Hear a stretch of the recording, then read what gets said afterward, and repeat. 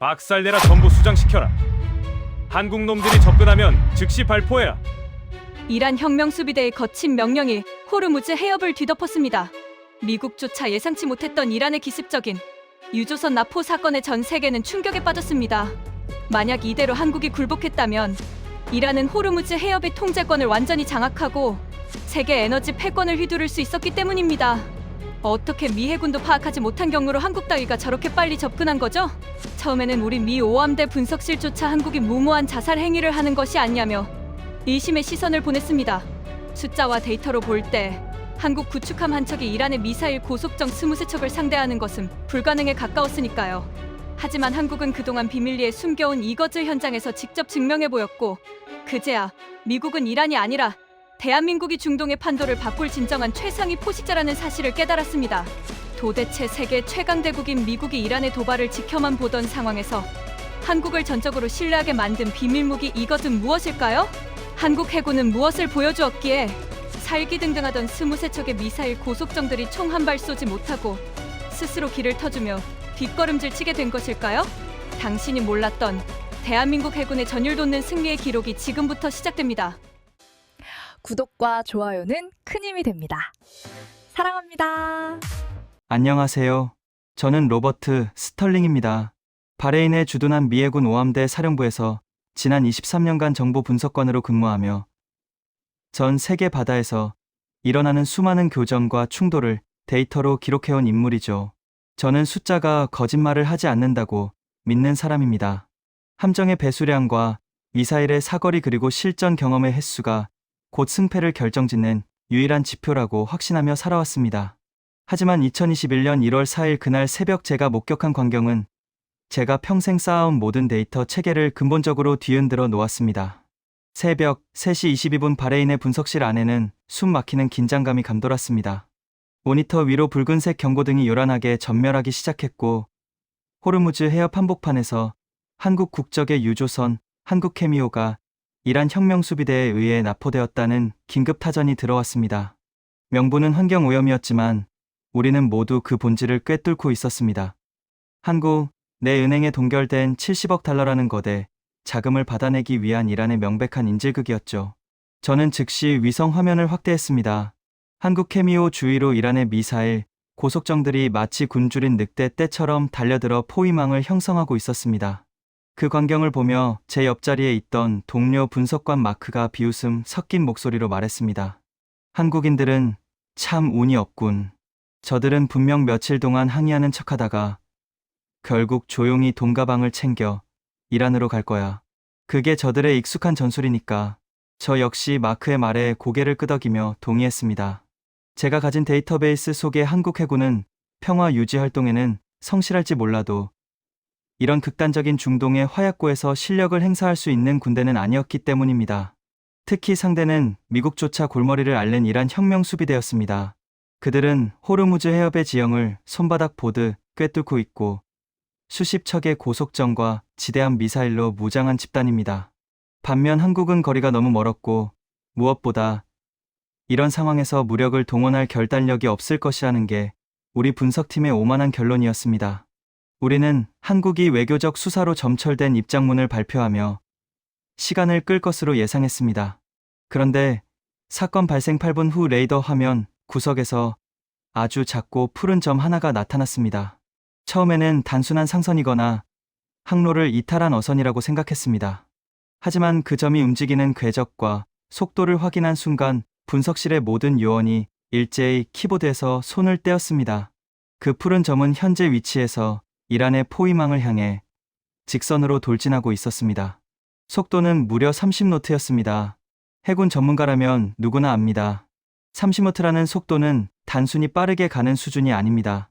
함정의 엔진을 한계치까지 밀어붙여야 가능한 전속력이며 연료 소모를 감수하고라도 즉각적인 교전에 임하겠다는 강렬한 의지의 표명입니다. 더 놀라운 것은 그 배가 아무런 무전도 보내지 않은 채 완벽한 무선 침묵을 유지하며 파도를 찍고 있었다는 사실입니다. 보통은 주변 함정들의 협조를 요청하거나 이란 측에 경고 메시지를 보내는 것이 상식적인 절차입니다. 그러나 그 푸른 점은 마치 사냥감을 포착한 맹수처럼 어떤 소리도 내지 않고 오로지 목표물을 향해 쇄도하고 있었습니다. 저는 서둘러 해당 점의 식별 정보를 확인했습니다. 화면에 뜬 이름은 대한민국 해군 소속 최영함이었습니다. 4,400톤급 구축함 한 척이 이란 해군 전체가 버티고 있는 아가리 속으로 홀로 기어들어가고 있었던 겁니다. 마크는 여전히 믿기지 않는다는 듯 고개를 저으며 중얼거렸습니다. 로버트, 저건 그냥 허세일 뿐이야. 몇 시간 정도 달리다가 연료 떨어지면 멈추겠지. 한국 같은 나라가 정말로 이란과 전쟁을 하러 가겠어. 저 역시 그 말에 동의하고 싶었습니다. 하지만 제 눈앞에 수치는 거짓말을 하지 않았습니다. 최영함은 30노트의 속도를 1%의 오차도 없이 유지하며 호르무즈를 향해 북상하고 있었습니다. 분석실의 분위기는 점차 비웃음에서 의문으로 그리고 묘한 압박감으로 변해갔습니다. 우리는 최영함의 항적을 재검증하기 위해 다른 정찰 위성의 데이터까지 끌어왔습니다. 혹시나 레이더 오류가 아닐까 의심하며 장비를 3번이나 재부팅했지만 결과는 같았습니다. 대한민국 해군은 진심이었습니다. 그들은 외교관들이 회의실에 모이기도 전에 이미 칼을 뽑아 들고 전장에 뛰어든 것이었습니다. 숫자로만 계산하면 23대 1의 절망적인 싸움입니다. 이란의 고속정들은 작지만 빠르고 치명적인 미사일을 장착하고 있으며 육상의 방공 시스템의 지원까지 받을 수 있습니다. 반면 한국의 최영함은 지원 세력 하나 없이 홀로 그 사지로 들어가고 있었습니다. 하지만 제가 놓치고 있었던 사실이 하나 있었습니다. 바로 이 배의 이름인 최영이라는 단어 뒤에 숨겨진 기록이었습니다. 단순히 구축함 한 척이 오는 것이 아니라 10년 전 세계를 놀라게 했던 그들이 오고 있다는 사실을 깨달았을 때 제 등 뒤로는 서늘한 전율이 흘렀습니다. 이 작은 푸른 점이 앞으로 8시간 후 이란의 미사일 숲 사이에서 어떤 결과를 만들어낼지, 그리고 우리가 그토록 얕잡아 보았던 한국 해군의 진짜 모습이 무엇인지에 대해 분석실의 그 누구도 예상하지 못했습니다. 단 한 발의 총성 없이 23척의 배를 주춤하게 만든 그 비밀스러운 기동의 정체가 서서히 드러나기 시작하고 있었습니다. 이 사건은 단순히 유조선 한 척을 구하는 문제가 아니었습니다. 대한민국이라는 국가의 품격과 해군의 실전 능력이 전 세계 데이터 위에 새롭게 쓰이는 역사적인 순간의 서막이었습니다.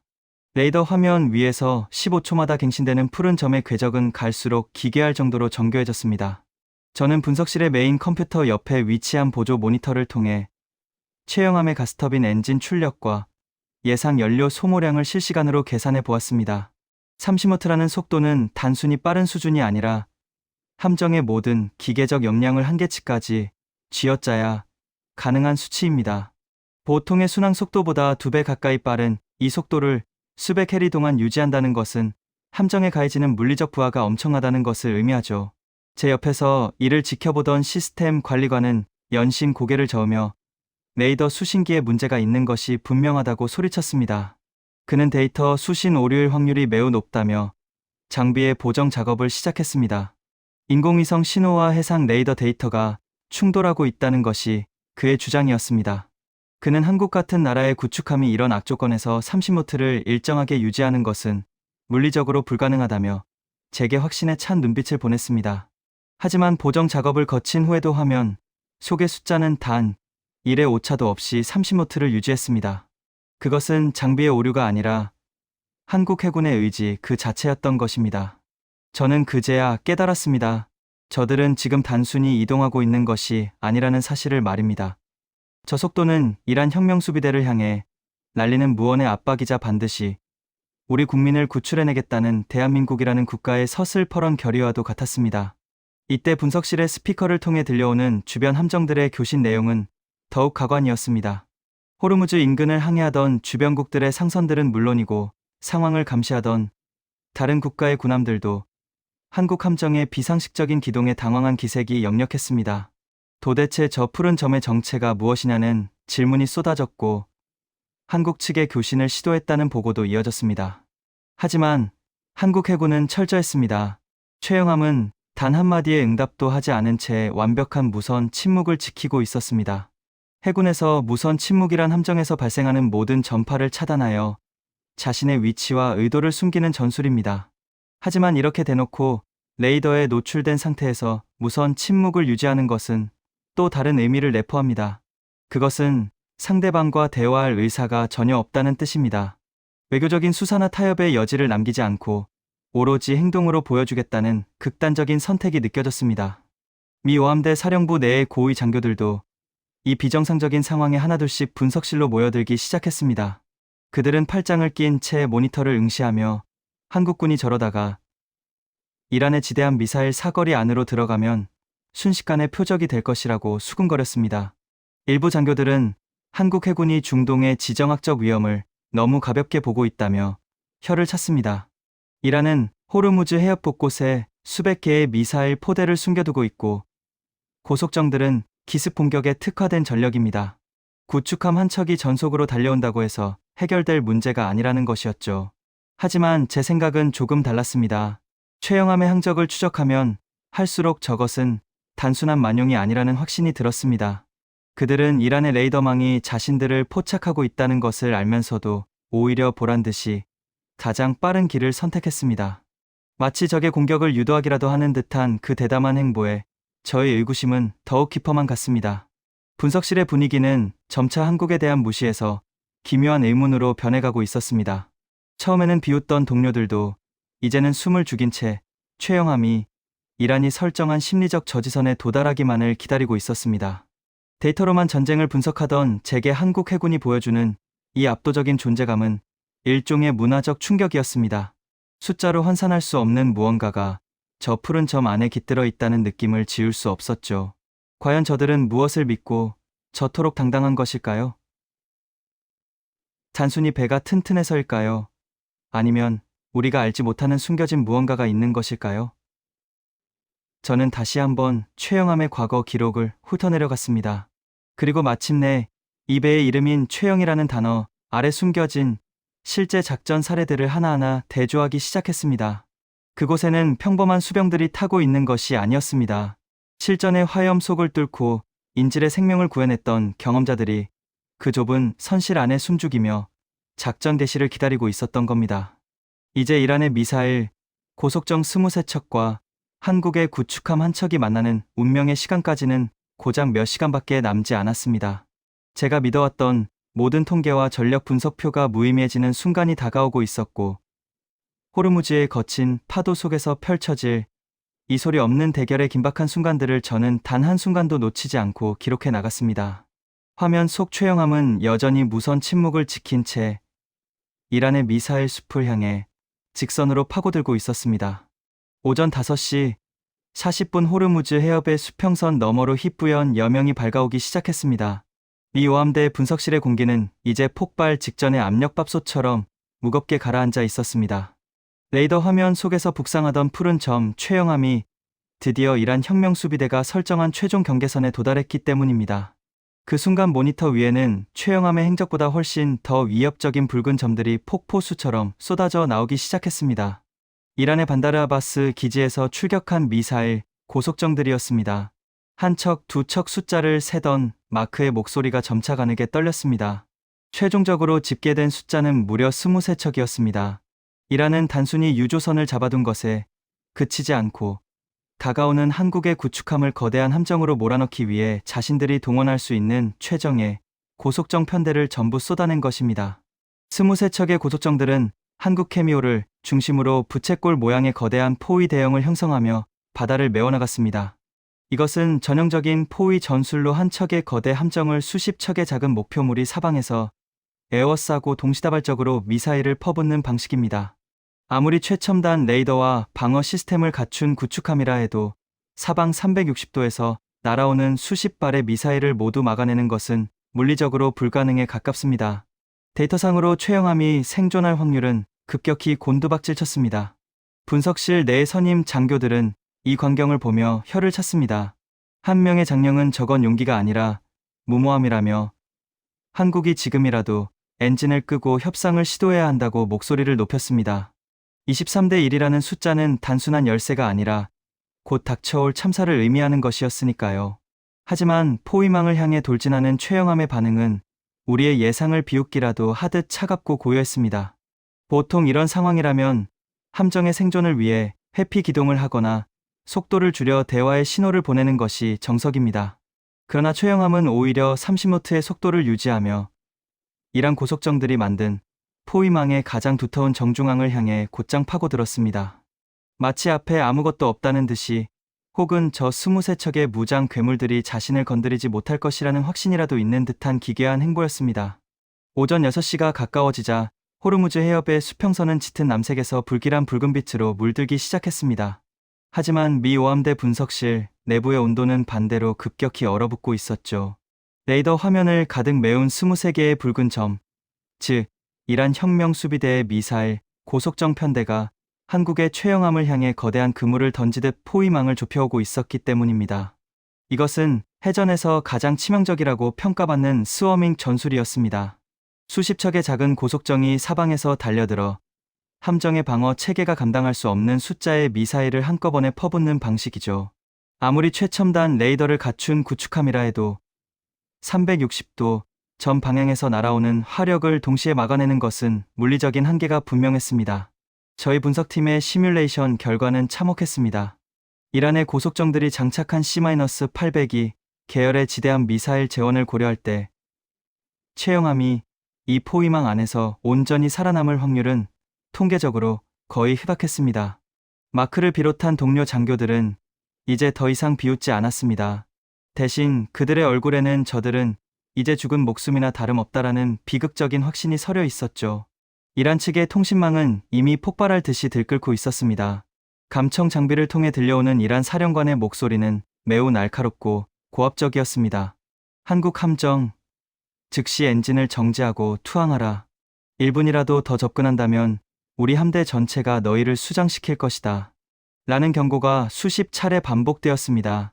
하지만 이 일촉즉발의 상황에서 최영함이 보여준 반응은 저의 23년 분석관 인생에서 처음 보는 기괴한 것이었습니다. 보통 이런 압도적인 포위망에 갇히면 함정은 속도를 줄이며 회피 기동을 하거나 혹은 국제 채널을 통해 긴급히 외교적 타협을 시도하는 것이 상식입니다. 그러나 최영함은 여전히 30노트라는 경이로운 전속력을 유지한 채 오히려 이란 함대의 가장 밀집된 정중앙을 향해 송곳처럼 파고들었습니다. 그것은 단순한 돌진이 아니었습니다. 우선 침묵을 지킨 채 파도를 찢으며 달려오는 그 모습은 마치 앞에 버티고 있는 23척의 배들이 존재하지 않는 유령이라도 되는 듯한 무시무시한 기동이었습니다. 분석실 스크린에 포착된 최영함의 갑판 위에서는 더욱 긴박한 움직임이 포착되었습니다. 5인치 한 포가 전방의 이란 고속정을 향해 낮게 깔려 조준을 마쳤고, 함정 측면의 근접 방어 무기 체계인 골키퍼는 언제든 불을 뿜을 준비를 마친 채 기괴한 소리를 내며 회전하고 있었습니다. 그런데 이상한 점이 있었습니다. 함정 전체에서 느껴지는 분위기가 평범한 전투 배치와는 확연히 달랐습니다. 보통의 군대가 보여주는 긴장감 섞인 혼란이 아니라 마치 수천 번의 실전을 치러본 노련한 사냥꾼의 숨소리처럼 지독할 정도로 차분하고 정교했습니다.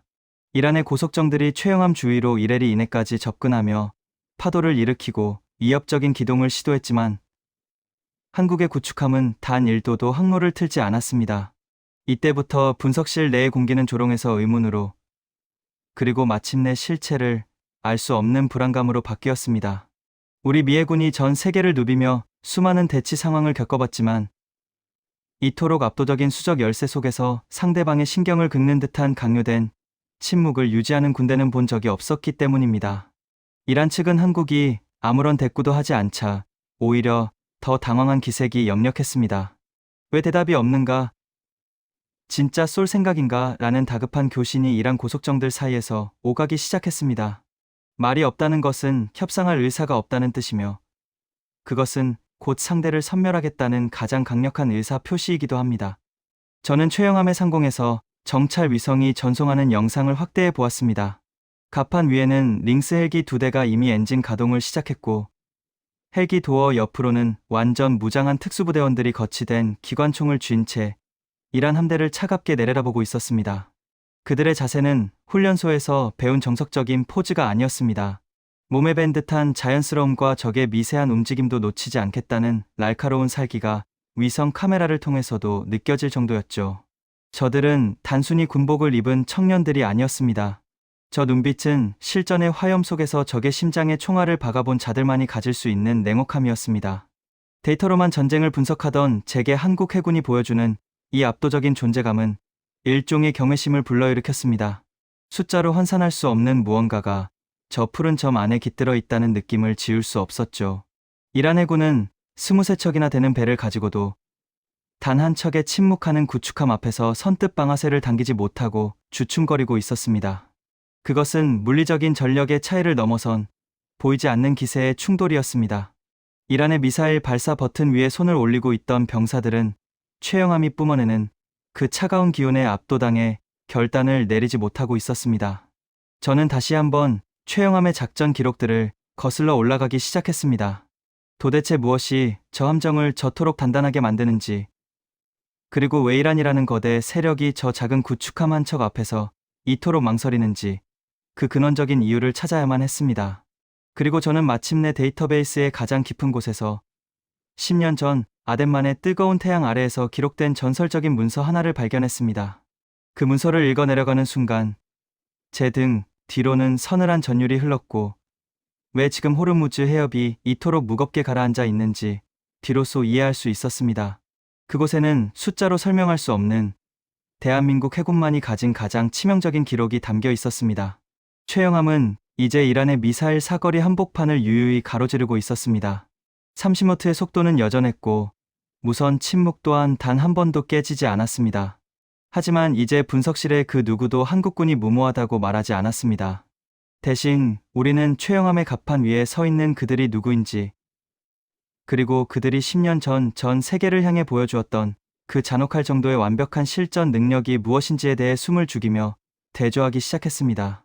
호르무즈의 거친 물살을 가르며 전진하는 최영함의 위용은 이제 이란 해군 전체를 향해 소리 없는 사형 선고를 내리고 있었습니다.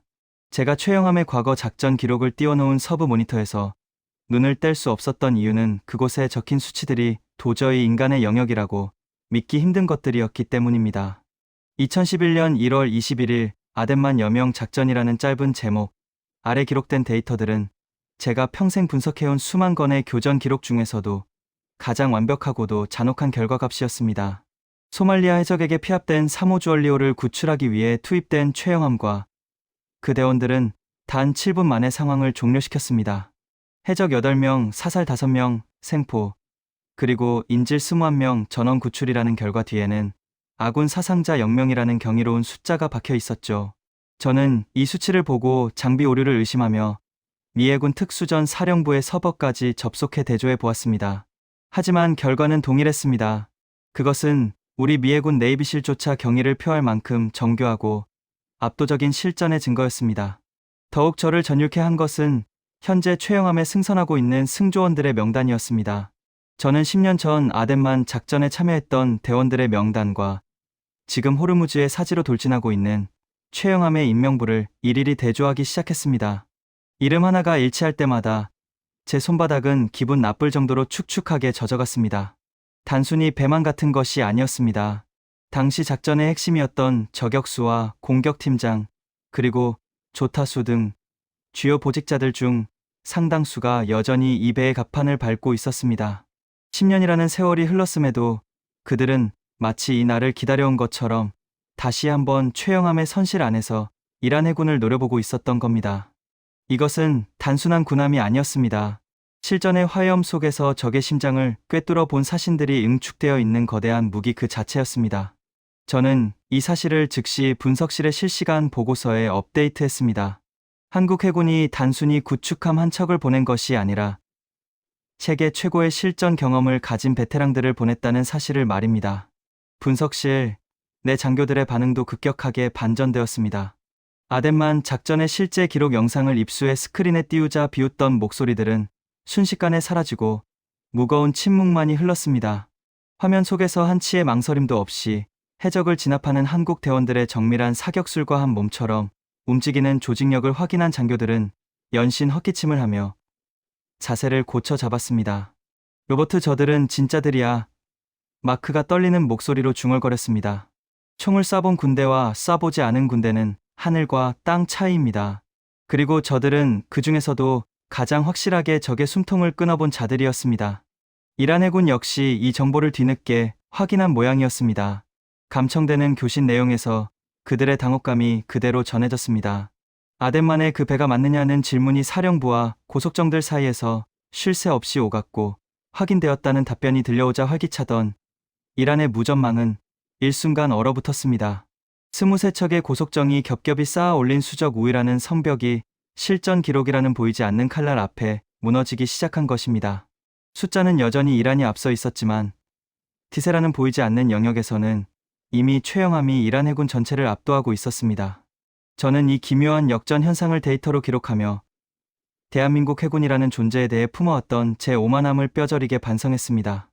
우리가 통계와 수치에 매몰되어 있을 때 한국은 피와 땀으로 기록된 실전의 가치를 증명하고 있었습니다. 미 해군이 전 세계를 지배한다고 믿어왔지만 오늘만큼은 이 작은 구축함 한 척이 보여주는 위험 앞에 고개를 숙일 수밖에 없었죠. 최영함은 이제 이란 고속정들의 코앞까지 다가왔습니다. 30노트의 속도는 여전했고 무선 침묵 또한 단 한 번도 깨지지 않았습니다. 하지만 이제 그 침묵은 무능함이 아니라 사형 집행을 앞둔 집행관의 차가운 선고처럼 느껴졌습니다. 이란의 고속정들은 미사일 발사 버튼 위에 손을 올리고 있었지만 누구도 먼저 누르지 못했습니다.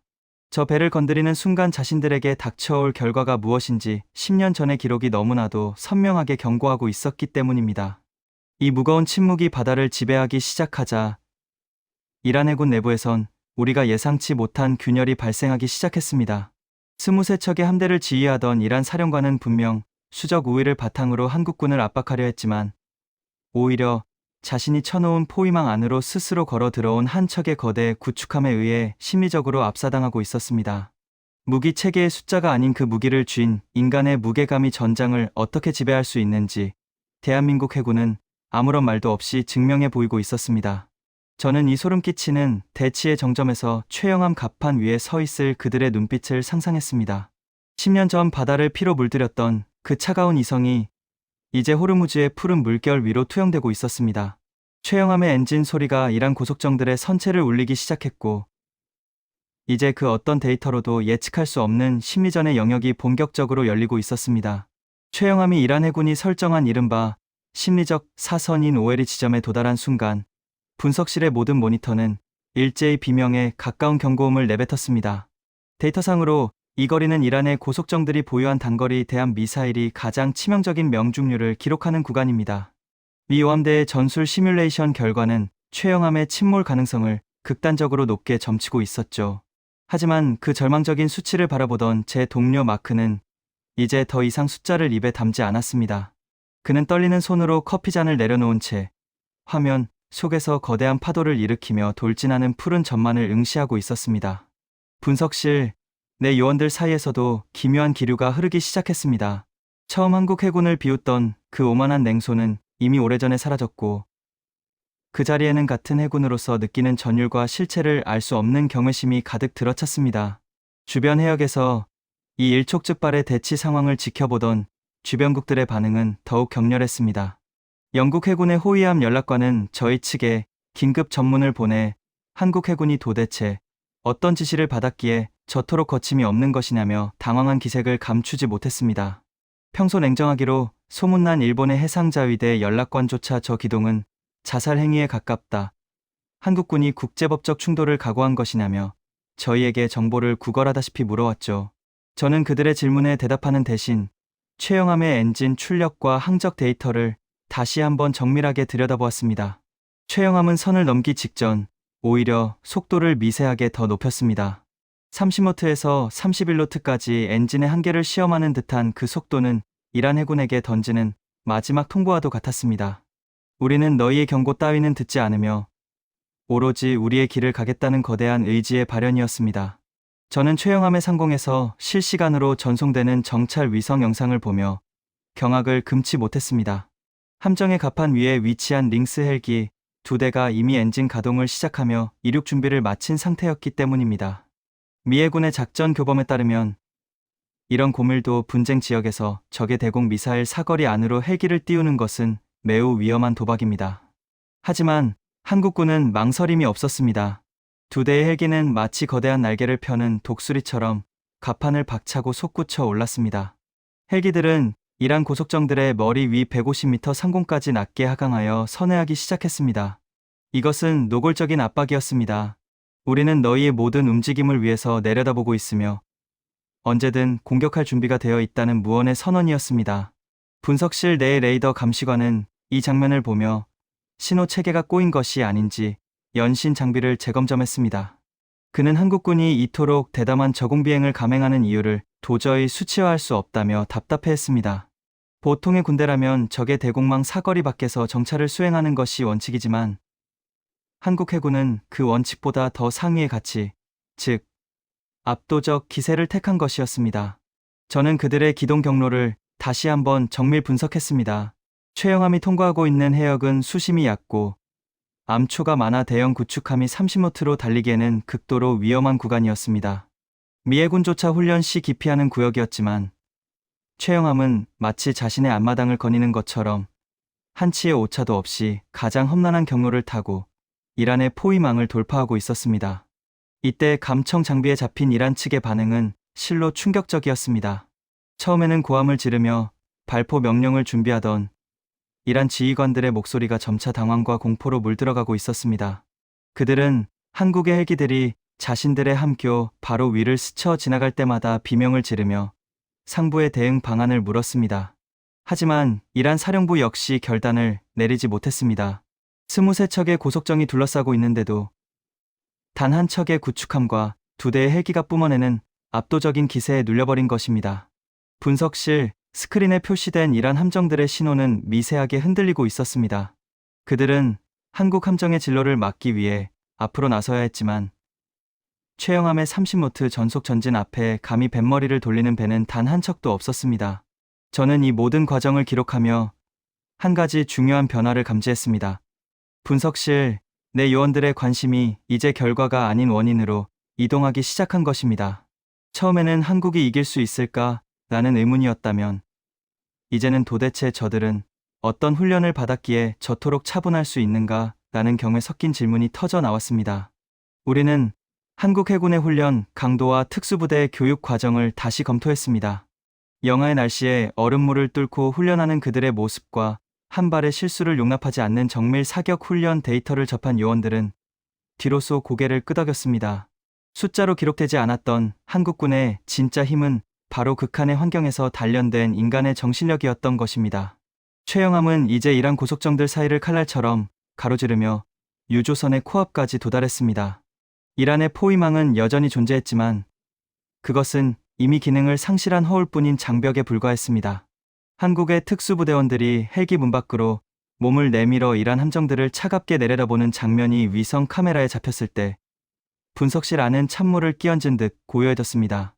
저격수의 총구가 이란 고속정의 조타시를 정확히 겨누고 있었고 그 총구 앞에는 10년 전 적의 머리를 한 치의 오차 없이 꿰뚫었던 실전의 기억이 실려 있었습니다. 이란 해군은 이제 선택해야 했습니다. 죽음을 각오하고 발포하느냐 아니면 한 나라의 품격 앞에 무릎을 꿇느냐의 기로에 선 것입니다. 저는 떨리는 가슴을 억누르며 보고서의 문단을 채워나갔습니다. 오늘 호르무즈 해협에서 우리가 목격한 것은 단순한 함정의 기동이 아니라고 말입니다. 그것은 실전이라는 이름의 거대한 파도가 데이터라는 이름의 조약돌을 쓸어버리는 과정이었습니다. 한국 해군은 자신들을 무시하던 전 세계를 향해 가장 강력한 답변을 내놓았습니다. 말 한마디 없이 오직 행동과 기록으로 말이죠. 이제 바다는 최영함의 엔진 소리만이 가득 채우고 있었고 그 소리는 곧 이란 해군의 마지막 자존심을 무너뜨리는 장송곡이 되어가고 있었습니다. 저는 대한민국 해군이라는 이름을 제 분석 일지에 가장 굵은 글씨로 새겨 넣었습니다. 이 소름 끼치는 대결은 이제 클라이맥스를 향해 치닫고 있었고 그 끝에는 우리가 상상하지 못했던 진정한 승리의 풍경이 기다리고 있었습니다.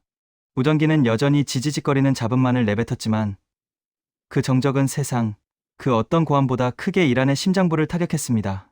23척의 배가 에워싸고 있는 쪽은 이란이었지만 정작 심리적으로 포위된 쪽은 이란 해군 자신들이라는 사실이 그 짧은 무전 체계의 혼선 속에 고스란히 담겨 있었습니다. 이란 함정들의 궤적은 이제 대열을 유지하지 못하고 지그재그로 흔들리기 시작했습니다. 공포라는 바이러스가 23척의 무장 고속정 전체로 퍼져나가는 순간이었습니다. 저는 레이더 화면에서 눈을 뗄 수 없었습니다. 30노트의 푸른 점이 23개의 붉은 점을 마치 양떼를 몰듯 밀어내고 있는 이 비현실적인 광경은 제가 23년간 믿어왔던 모든 군사적 상식을 파괴했습니다. 1대 23이라는 숫자의 열쇠가 침묵과 기록이라는 보이지 않는 무기에 의해 어떻게 역전되는지 대한민국 해군은 전 세계가 지켜보는 가운데 아주 차분하게 증명해내고 있었습니다. 바다 위에는 오직 파도를 가르는 최영함의 함수 소리만이 가득했고 그 소리는 곧 거대한 폭풍이 되어 이란의 포위망을 집어삼킬 준비를 마쳤습니다. 로버트 스털링, 제가 본 것은 단순히 함정의 기동이 아니었습니다. 그것은 억울하게 잡힌 자국민을 반드시 구해내겠다는 국가의 의지였고 그 의지를 뒷받침하는 압도적인 실전 능력의 결합이었습니다.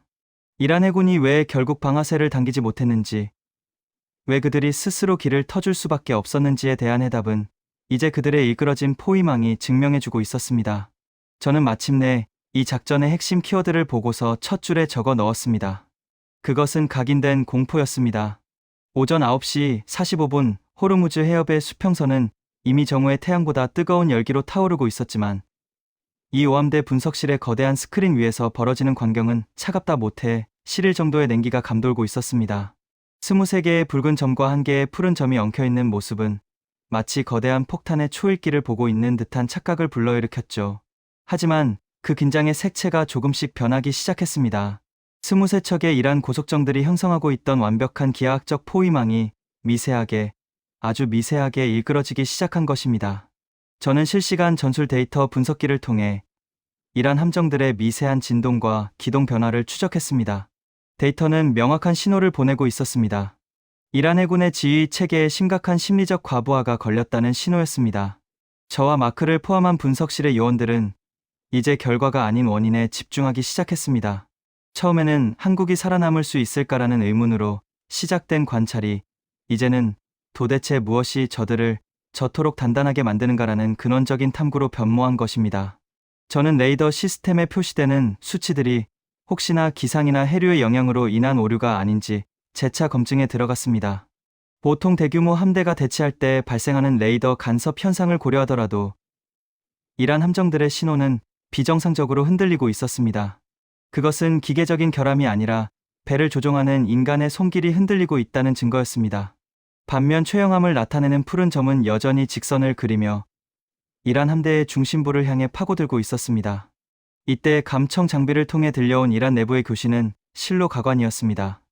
이란 현장 지휘관의 목소리는 이미 평정심을 잃고 비명에 가까운 명령을 내뱉고 있었습니다.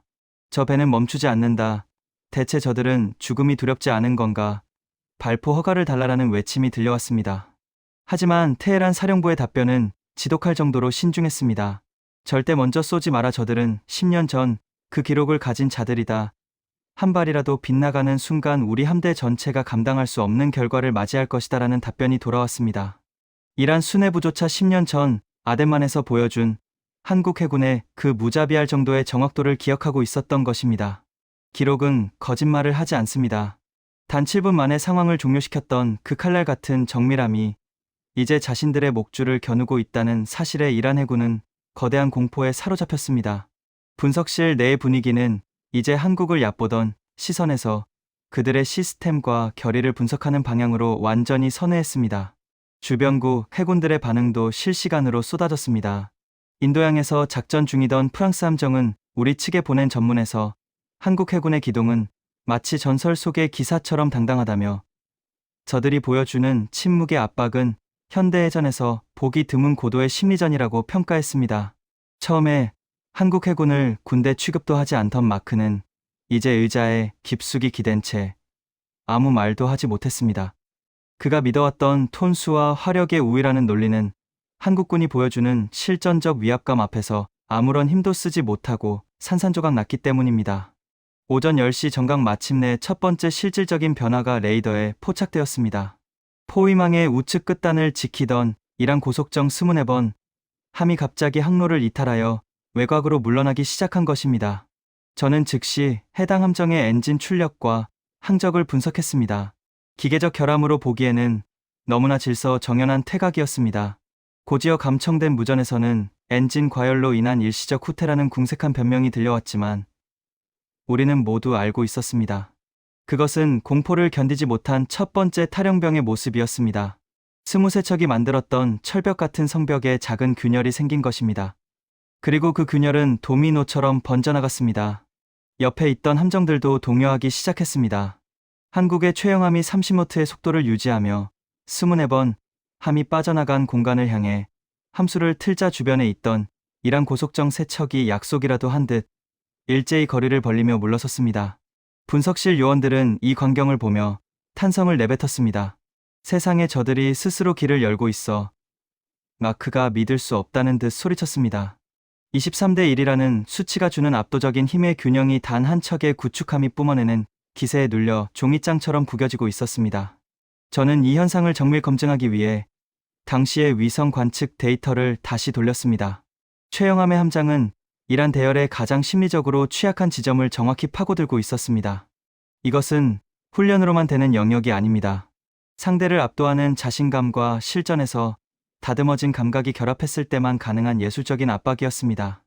이란 지휘부는 당황하여 이탈하는 함정들을 향해 복귀 명령을 쏟아냈지만 이미 공포라는 바이러스는 23척의 고속정 전체로 퍼져나가고 있었습니다. 화면 속 이란 함정들의 궤적은 이제 대열을 유지하지 못하고 지그재그로 흔들리고 있었습니다. 명령 체계가 붕괴되면서 서로의 백길이 충돌할 뻔한 아찔한 상황까지 연출되었습니다. 최영함은 그 아수라장 사이를 마치 모세의 기적처럼 유유히 가로질러 나갔습니다. 저는 이제 최영함의 궤적에서 어떠한 오류도 찾아내려 하지 않았습니다. 대신 그 궤적이 그리는 승리의 공식을 하나라도 더 기록하기 위해 눈을 부릅뜨고 화면을 응시했습니다. 미국과 영국 등 서방 국가의 정보망도 들끓기 시작했습니다.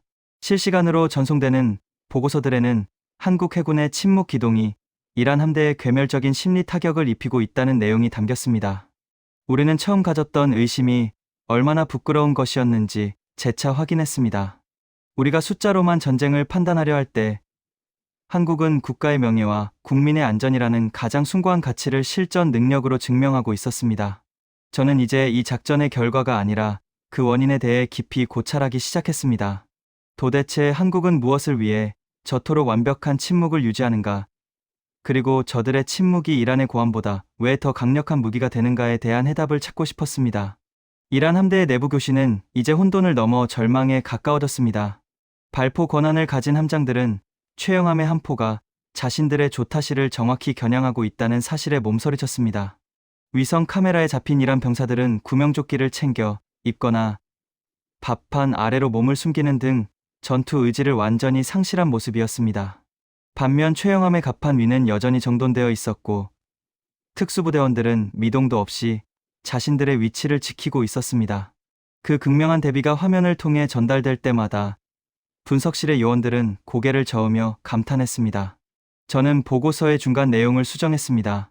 한국 해군은 수치로 환산할 수 없는 실전 전력을 보유하고 있으며 이는 장비의 열세를 극복하고도 남는 압도적 변수라고 말입니다. 이제 이란의 포위망은 더 이상 존재하지 않았습니다. 그것은 이미 기능을 상실한 허울뿐인 장벽에 불과했죠. 한국의 유조선 한국케미오는 이제 최영함의 완벽한 사정권 안에 들어왔고 바다는 최영함의 엔진 소리만이 가득 채우고 있었습니다. 그 소리는 이란 해군의 마지막 자존심을 무너뜨리는 장송곡처럼 들렸습니다. 저는 마침내 깨달았습니다. 진짜 강한 군대는 소리치지 않는다는 사실을 말입니다. 23척의 배가 에워싸고 있는 쪽은 이란이었지만 정작 심리적으로 포위된 쪽은 이란 해군 자신들이었다는 사실이 이 기이한 전장의 풍경을 통해 증명되었습니다. 최영함은 이제 유조선을 품에 안듯 다가갔고 이란의 고속정들은 그 광경을 멀리서 지켜보며 뒷걸음질 치고 있었습니다. 승리는 화려한 폭발음과 함께 오는 것이 아니라 이렇게 조용하고도 압도적인 위험과 함께 온다는 것을 우리는 모두 깨달았습니다. 이 전율 돋는 역전의 드라마는 이제 다음 단계를 향해 나아가고 있었습니다. 대한민국이라는 나라가 자신의 것을 지키기 위해 보여준 그 묵직한 힘은 제 분석 일지에 가장 지워지지 않는 기록으로 남게 될 것입니다. 로버트 스털링. 제가 본 것은 단순히 함정의 기동이 아니었습니다. 그것은 억울하게 잡힌 자국민을 반드시 구해내겠다는 국가의 의지였고 그 의지를 뒷받침하는 압도적인 실전 능력의 결합이었습니다. 이란 해군이 왜 결국 방아쇠를 당기지 못했는지, 왜 그들이 스스로 길을 터줄 수밖에 없었는지에 대한 해답은 이제 그들의 흩어진 궤적이 증명해주고 있었습니다. 저는 마침내 이 작전의 핵심을 관통하는 하나의 단어를 떠올렸습니다. 그것은 결코 지워지지 않는 실전의 기억이 주는 위압감이었습니다. 오전 10시 10분 호르무즈 해협의 바다는 언제 그랬냐는 듯 조용해졌지만 레이더 속의 데이터는 그 어느 때보다 역동적으로 움직이고 있었습니다. 이란의 고속정들은 이제 시페리 밖까지 물러나 자취를 감추기 시작했습니다. 최영함은 유조선의 곁을 든든하게 지키며 항로를 확보했습니다. 저는 이 모든 과정을 기록하며 대한민국이라는 이름이 주는 그 묵직한 무게감을 다시 한번 실감했습니다. 23척의 포위망을 뚫고 나온 한 척의 구축함, 그 배가 그리는 항적은 이제 역사라는 이름으로 전 세계 해군들의 가슴 속에 영원히 새겨질 것입니다.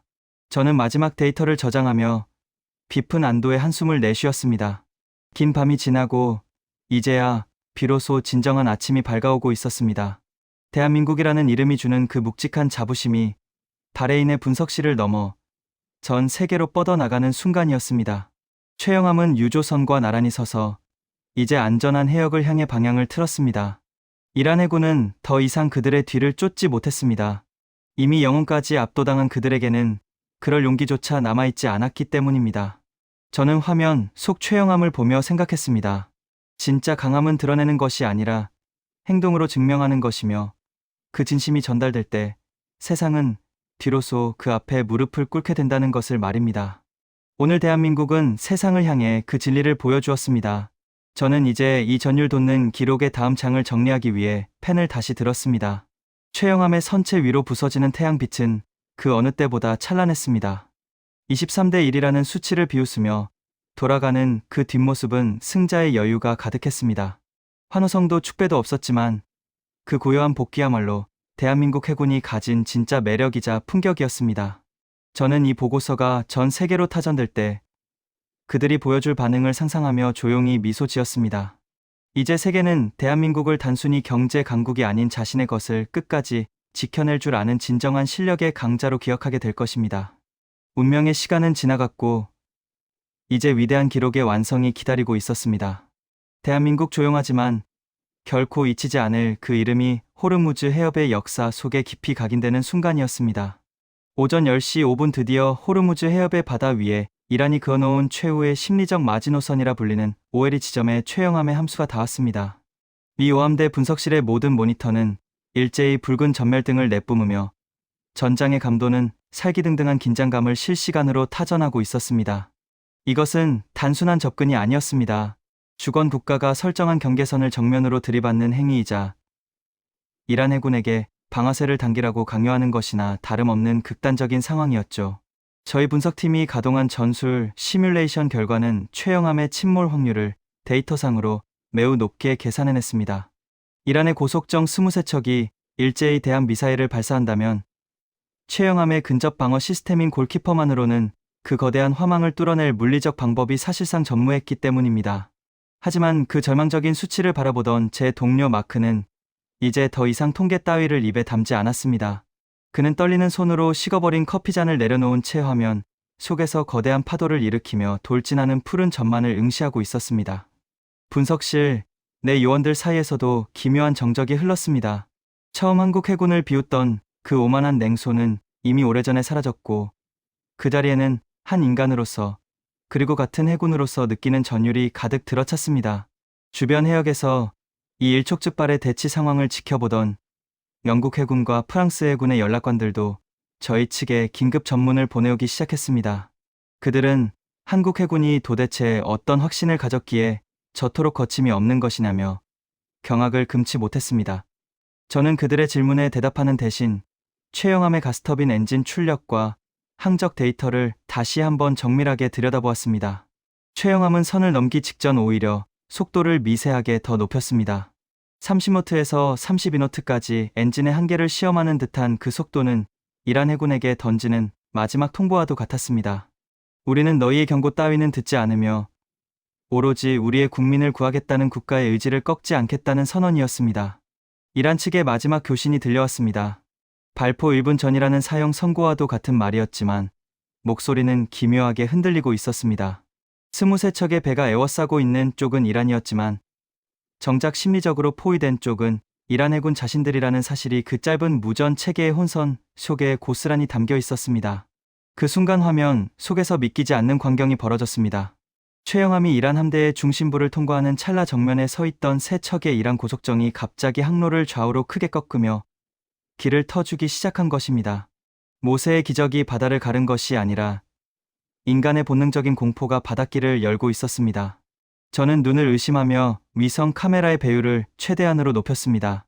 이란 함정의 갑판 위에서 당황하며 뛰어다니는 병사들의 모습과 그 위를 마치 사신처럼 선회하는 한국 링스 헬기의 위용이 선명하게 대조되었습니다. 한국의 UDT 대원들이 헬기 도어에 거치된 저격용 소총을 쥔 채 아래를 내려다보고 있었고, 그 차가운 침묵 앞에 이란의 무장 고속정들은 장난감 배처럼 무력하게 뒷걸음질 쳤습니다.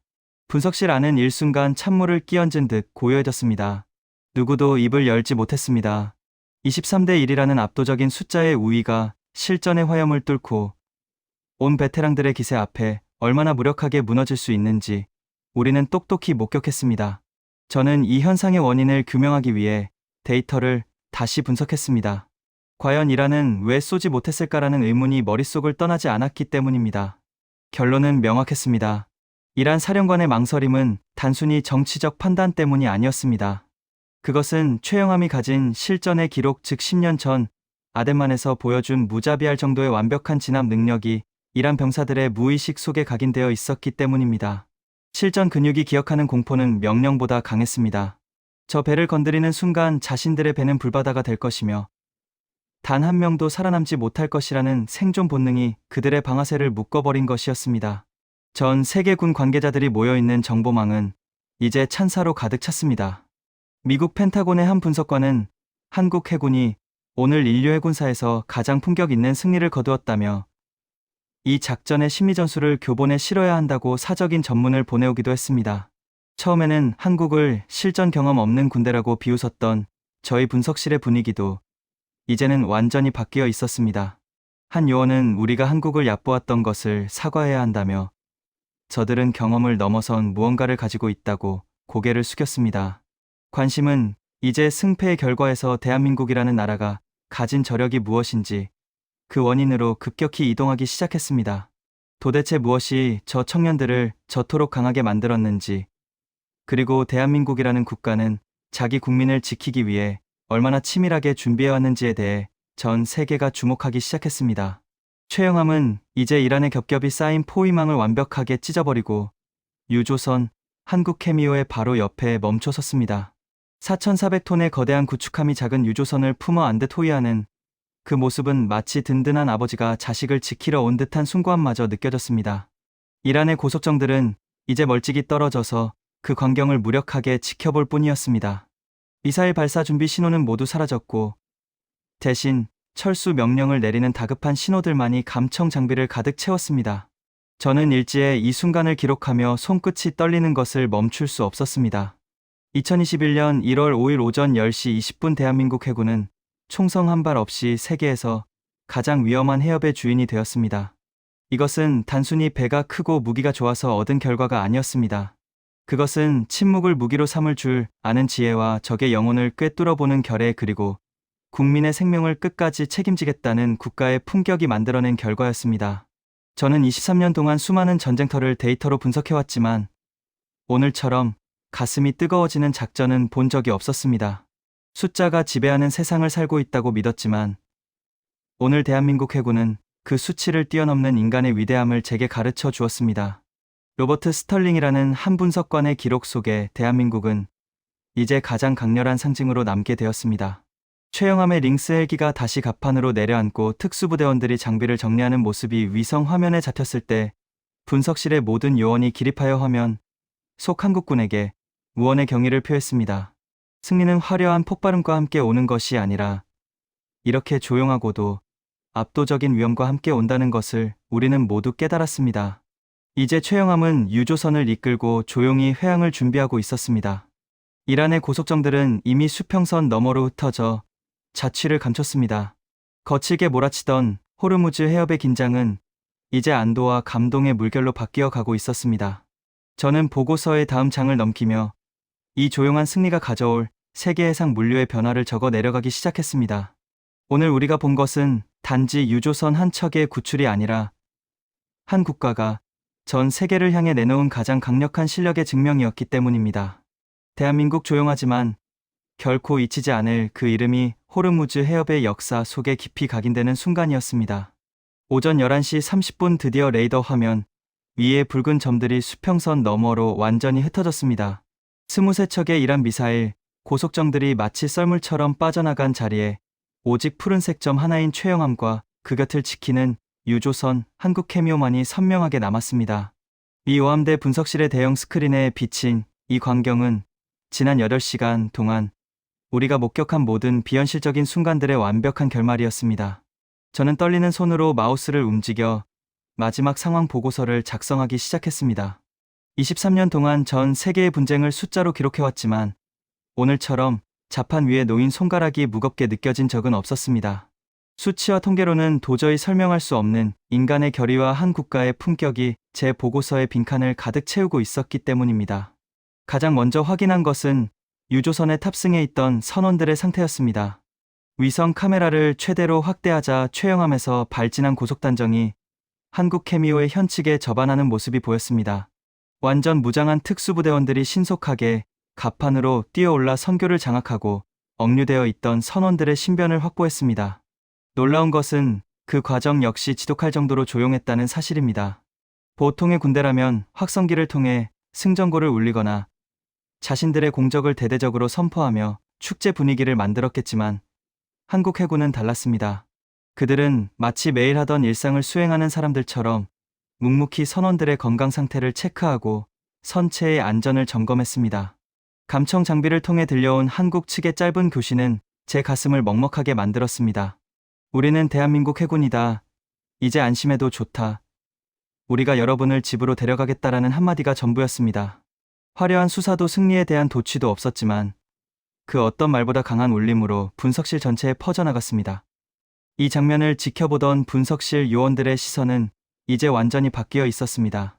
처음 한국 해군을 무시하며 조롱했던 동료 마크는 어느새 자리에서 일어나 모니터를 향해 조용히 거수경례를 하고 있었습니다. 그는 저를 보며 말했습니다. 로버트, 내가 틀렸네. 숫자는 거짓말을 하지 않지만 숫자가 담지 못하는 인간의 의지라는 변수가 있다는 걸 오늘 처음 배웠네라고 말이죠. 마크뿐만이 아니었습니다. 오함대 사령부 전체가 대한민국 해군이라는 이름 앞에 경외심을 표하고 있었습니다. 우리는 즉시 이 작전의 성공 요인을 재분석하기 위한 긴급회의를 소집했습니다. 단순히 운이 좋아서 이긴 것이 아니라는 사실을 증명해야 했기 때문입니다. 저희는 최영함이 보여준 30노트의 전속력 유지와 무선, 침묵, 그리고 헬기를 동원한 초근접, 압박 기동의 데이터를 다시 한번 슈퍼컴퓨터에 입력했습니다. 결과는 여전히 불가능이라는 단어를 내뱉었지만 우리는 이제 그 답이 틀렸다는 것을 알고 있었습니다. 컴퓨터가 계산하지 못한 것은 바로 대한민국 해군이 10년 동안 갈고 닦아온 실전의 무게였습니다. 아덴만 여명 작전의 주역들이 여전히 그 배를 지키고 있었다는 사실, 그리고 그들이 뿜어내는 보이지 않는 기세가 23척의 미사일 함대를 압사시켰다는 점은 그 어떤 알고리즘으로도 산출할 수 없는 영역이었습니다. 관심은 이제 결과에서 원인으로 급격히 이동했습니다. 주변 우방국 해군들도 한국이 보여준 침묵의 전술에 대해 경악 섞인 찬사를 보내왔습니다. 특히 평소 한국을 견제하던 나라의 연락관조차 한국 해군이 보여준 그 압도적인 품격 앞에 한동안 말을 잇지 못했습니다. 자신들이 그토록 무시하려 했던 한국이 이제는 자신들이 도저히 범접할 수 없는 실전 능력과 국가적 결의를 갖추었음을 인정할 수밖에 없었던 것입니다. 세계 유수의 언론들도 이 경이로운 소식을 타전하기 시작했습니다.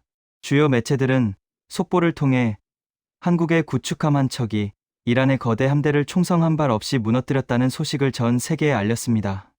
헤드라인은 일제히 대한민국 해군의 조용한 승리를 보도했습니다. 하지만 정작 승리의 주인공인 한국 해군은 담담했습니다. 그들은 자신들의 승리를 요란하게 홍보하지 않았고 이란을 자극하는 발언도 삼갔습니다. 오직 우리 국민을 안전하게 확보했다는 사실에만 집중하며 조용히 회항을 시작했습니다. 이 고도의 절제미와 품격이야말로 오늘 작전의 활용점정이라 할 수 있었습니다. 이긴 자가 떠들지 않을 때 그 위험은 더욱 빛나는 법입니다. 대한민국은 오늘 전 세계를 상대로 진정한 강자의 자세가 무엇인지 똑똑히 보여주었습니다. 저는 보고서에 마지막 문장을 적어 내려갔습니다. 오늘 나는 한 나라의 위대한 자존심을 보았다.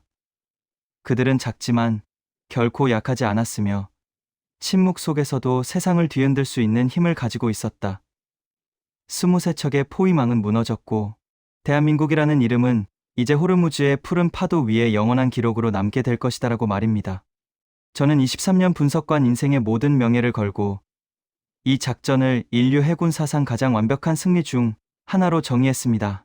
이제 분석실의 불이 하나둘 꺼지고 긴 하루가 마무리되고 있었습니다.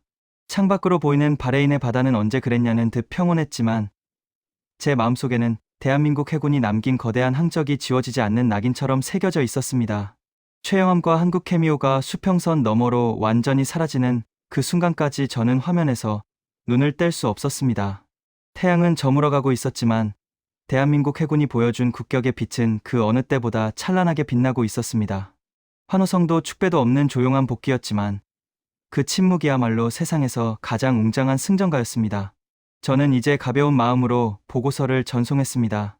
오늘 이 기록을 읽게 될 모든 이들이 대한민국이라는 나라를 다시 보게 될 것임을 확신하며 말입니다. 숫자로 이길 수 없는 전장을 침묵과 기록으로 지배한 대한민국. 저 로버트 스털링은 그 위대한 역사의 목격자로 남을 수 있었음에 무한한 영광을 느낍니다. 호르무즈의 바람이 분석실 창가를 스치고 지나갔습니다. 그 바람 속에 섞인 바다, 냄새는 마치 최영함이 남기고 간 승리의 향기처럼 느껴졌습니다. 진짜 영웅은 소리 내지 않는다는 평범한 진리를 대한민국 해군은 몸소 증명해 보였습니다. 23척의 미사일보다 강한 것은 한 척의 배에 실린 국민을 향한 진심과 꺾이지 않는 군인의 명예였다는 사실을 말입니다. 저는 이제 의자에 깊숙이 기대어 마지막 안도의 한숨을 내쉬었습니다. 긴박했던 8시간의 사투는 끝났지만 그날의 기억은 제 인생에서 가장 전율 돋는 페이지로 기억될 것입니다. 대한민국 당신들이 보여준 그 고귀한 희생과 압도적인 힘에 다시 한번 깊은 경의를 표합니다. 바다는 그날의 침묵을 영원히 기억할 것입니다. 이제 모든 상황이 종료되었습니다. 레이더 위의 푸른 점은 안전한 해역으로 완전히 진입했고 분석실에는 평화로운 일상이 다시 찾아왔습니다. 하지만 우리 모두의 가슴 속에는 대한민국 해군이라는 네 글자가 잊히지 않는 감동으로 남았습니다. 자국민을 지키기 위해 사지로 뛰어든 용기와 적을 압도하는 냉철한 이성, 그리고 승리 후의 겸손함까지. 이 모든 것이 어우러진 대한민국의 품격은 전 세계 해군의 귀감이 되기에 충분했습니다. 저는 이제 일지를 덮고 조용히 자리에서 일어났습니다. 창밖으로 펼쳐진 광활한 바다를 바라보며 저는 나지막이 읊조렸습니다. 고맙습니다. 진정한 강함이 무엇인지 보여주어서 대한민국 해군 당신들이 있기에 이 바다는 오늘도 평화롭습니다.